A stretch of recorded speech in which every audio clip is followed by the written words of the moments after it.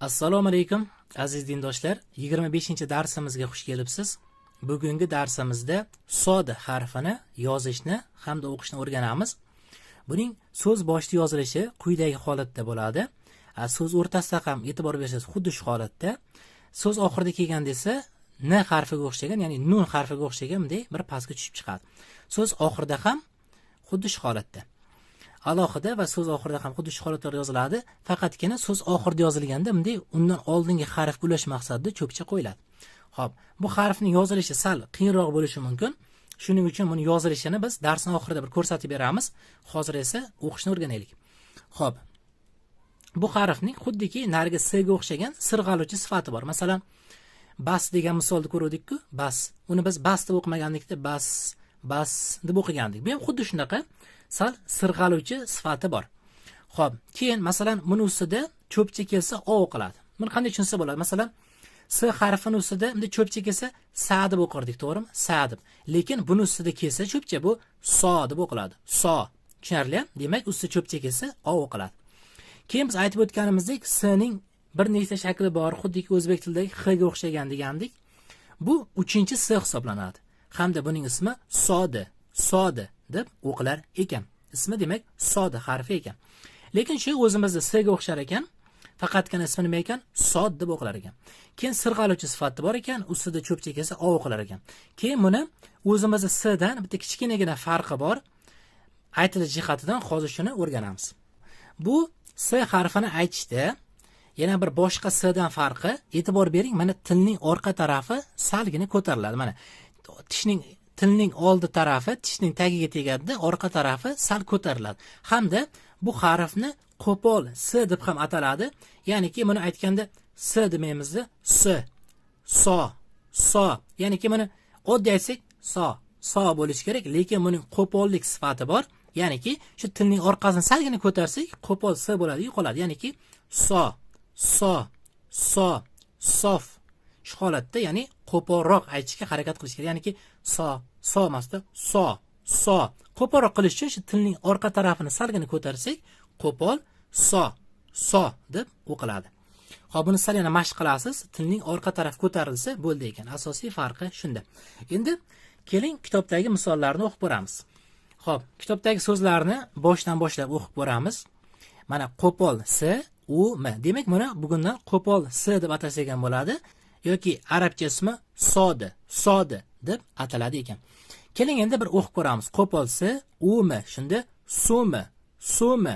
Ya'ni buni oddiy summasi, bu sal qo'pollik sifati ham bo'lsa qo'polroq qilish kerak. Sumi. Shu holatda o'qiysiz. Endi bunisi sif. Ya'niki sif emasda, sif. Tilning orqasi sal ko'tarilishi kerak. Endi bunisi f, a hamda qo'pol s. Fas. Men aytdim-ku, sirg'aluvchi sifati bor dedim, nargisiga o'xshagan. Ya'niki fas emasda, ham qo'pol, ham sal sirpantirish kerak. Shunda fas deb sal sirg'antirib o'qiysiz. Endi bunisi qarang, bu s, a, f, a, r safar deb o'qilish kerak, lekin bu s ning ustida cho'pcha kelsa nima o'qilar ekan? O o'qilar ekan. Biz ikkinchi darsimizda aytgan edik, ayrim harflarning ustida quyidagi cho'pcha kelsa o o'qiladi degandik. Aynan shu harf o o'qiladigan harf hisoblanadi. Xo'p, birgalikda o'qib ko'ramiz. Sorof.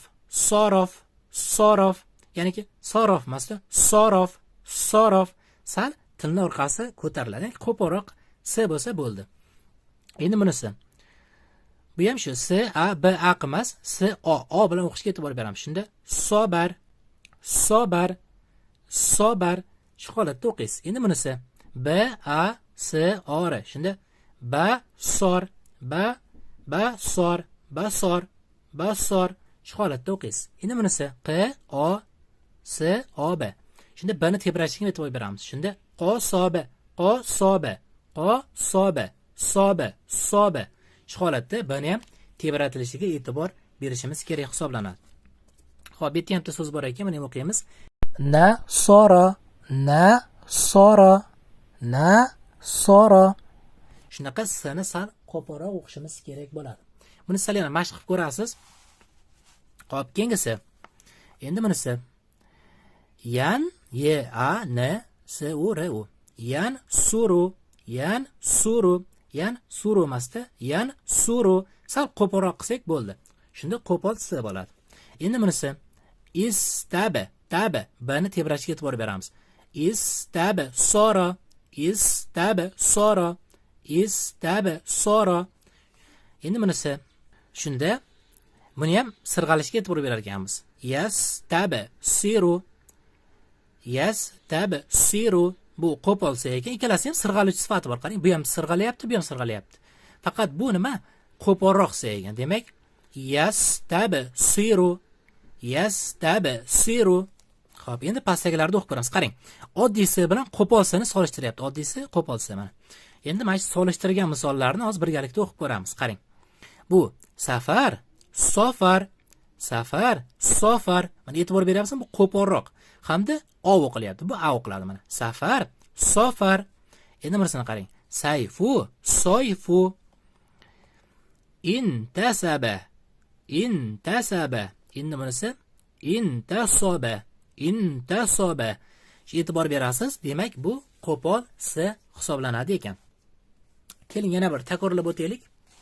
Xo'p, yana bir umumiy endi takrorlash.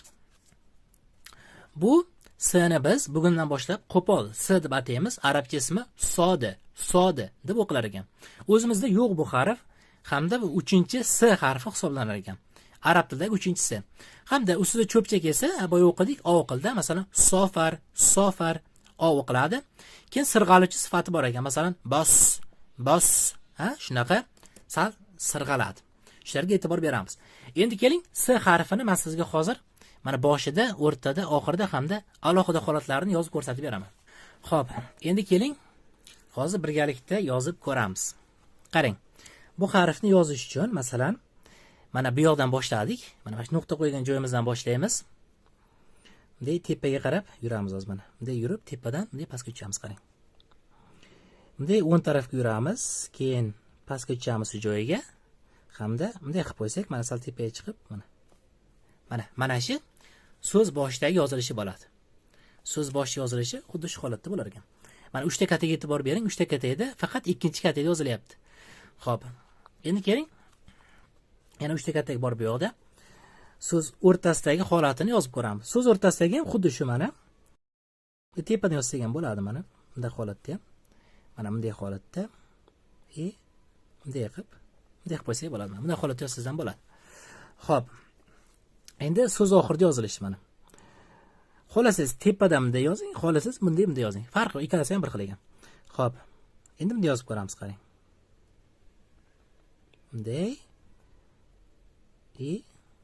ana. Bu so'z oxirida yozilishi. Yoki bo'lmasa mana bunday qilib qo'ysangiz so'z oxirida yozilishi bo'ladi. Buni olib tashlasangiz alohida shakli bo'ladi. Bunday qo'yib qo'ysangiz so'z oxiridagi holati bo'ladi. Mana o'ziga qaysi holat qulay bo'lsa, shu holatda yozaverasiz. Mana ham yozib ko'ramiz. Masalan, bunday tepaga chiqib, bunday qilsak ham bo'lar ekan. To'g'ri, mana. Bunday qilib yozsak ham bo'lar ekan. Yoki bo'lmasa, bunday qilib yozsak ham bo'laverar ekan. Mana bunday yurib, bunday qilsak, bunday qilib. Qaysi qulay bo'lsa, o'zingizga o'sha holatda yozaverasiz. Misol, teparoq qilasiz yana. Xullas, mana bir nechtasini yozib ko'rsatib berdik. Shu holatda yozaverasiz. Xo'p, maytdagi bitikda so'zni yozib ko'ramiz. Masalan, kitobda birinchisi sum deb yozilgan ekan. Keling, mana shu so'zni yozib ko'ramiz. Xo'p. Sum deb yozib ko'ramiz. Mana s harfi, u, endi m. Sum. Mana. Shu holatda yozaverasiz. Qolgan so'zlarni yana o'zi har doim yozaverasiz. Xo'p. Sizga uyga vazifa har doimgidek birinchi quyidagi varaqni ko'chirib olasiz. Hamda hozir qanday qo'polsini yozishni ko'rsatib berdim. Hamda mana kitobdagi hamma so'zlarni bir boshdan boshlab o'zingiz yozib chiqasiz. Agar qaysidir so'z muammo bo'ladigan bo'lsa, bizni Telegram kanalimizga ulanib, masalan, shuni yozolmayman deb yozib olsangiz yoki videosida linkini ham qoldiraman. Shu so'zni yozolmayman desangiz, yozib ko'rsatib ham beramiz. Bu so'zlarni hammasini yozib, yana bizga jo'natsangiz, biz har doimgidek tekshirib beramiz. Keyingi darsimiz yana 2 kundan so'ng soat 21:00 da bo'ladi.